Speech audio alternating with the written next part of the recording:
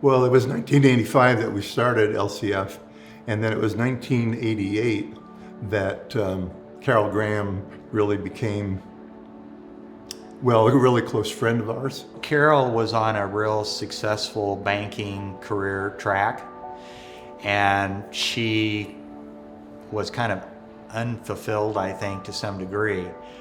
But she got born again as a believer back in 1988, and that just changed her career path right there. And then it was not until 1998, 10 years after she became a Christian, that this whole LWC started to germinate spiritually.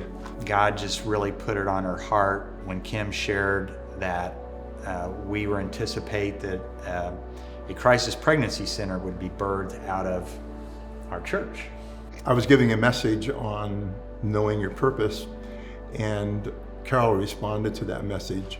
And she didn't really know specifically what that meant, but God was really working in her heart. God created us for a purpose, and when I knew that Carol was called to do this, I was behind her 100%, but she was really stepping into a big unknown journey at that point.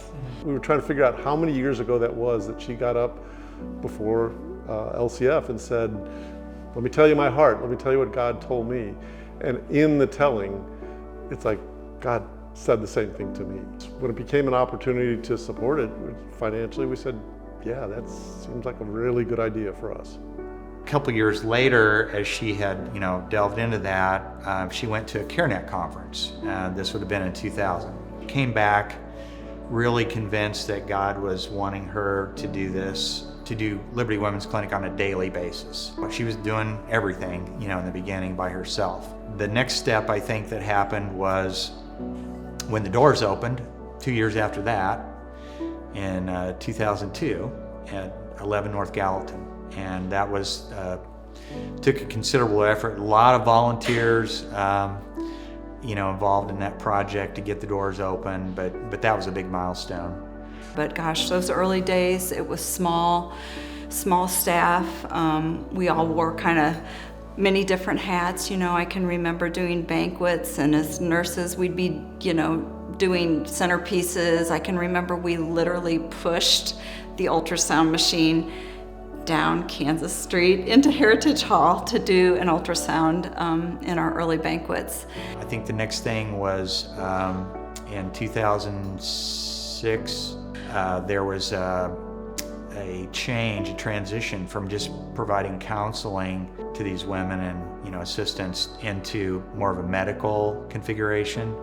So being able to have an exam room, being able to offer ultrasounds made a huge difference with the choices that these women would make. When I started, I didn't really realize what I was getting into until, of course, we started training and doing ultrasounds, and you just begin to realize, you see that life on the screen, and it was powerful.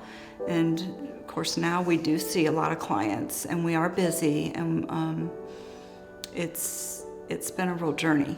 A couple of years after that, it was like running out of space. But let's figure out what our next step is. So the next step in 2013 was buying an RV, a used RV, and transforming it into a mobile clinic.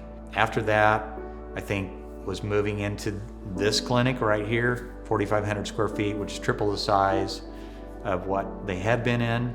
God has grown this ministry from Carol, one person, to I think 16 staff now, plus volunteers, an incredible board of people that are unified, and then literally thousands of generous supporters. I think that's evidence that God has been behind this effort. There was a meeting I was involved in where I got to watch Carol delineate very clearly her line of, this is not social services, this is a ministry, and it's about saving unborn babies. There was not to be any question that other agendas would unseat what Carol was trying to do, what Carol and God were doing. And it fired my heart for Liberty Women's Clinic. And I can remember from the very beginning when I started, if something was going on, we would just meet in Carol's office and we would pray.